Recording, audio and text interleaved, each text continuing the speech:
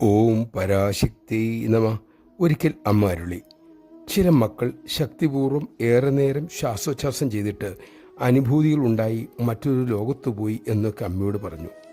തുടർച്ചയായി അത് ചെയ്തതുമൂലം ശിരസിലുണ്ടായ പ്രാണന്റെ കുറവാണ് അവർക്ക് ഈ മതിഭ്രമം ഉണ്ടാക്കിയത്. അതിന് അനുഭൂതി എന്നും പറഞ്ഞു.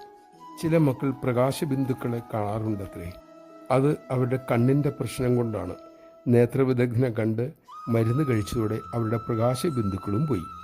ഇനി ശരിയായ എന്തെങ്കിലും അനുഭവം സാധനാവേളയിൽ മക്കൾക്കുണ്ടായാലും അത് കാര്യമായി എടുക്കരുതേ. അതൊക്കെ സ്വപ്നത്തിന് തുല്യമാണ്. യാചകൻ കുബേരനായി എന്ന് സ്വപ്നം കണ്ടു, പക്ഷെ ഉണർന്നു കഴിഞ്ഞാലോ അതുപോലെയാണിതും. ഏത് സാഹചര്യത്തിലും ശാന്തമായി നിലകൊള്ളാൻ കഴിയുന്നതാണ് യഥാർത്ഥ ആധ്യാത്മിക പുരോഗതി.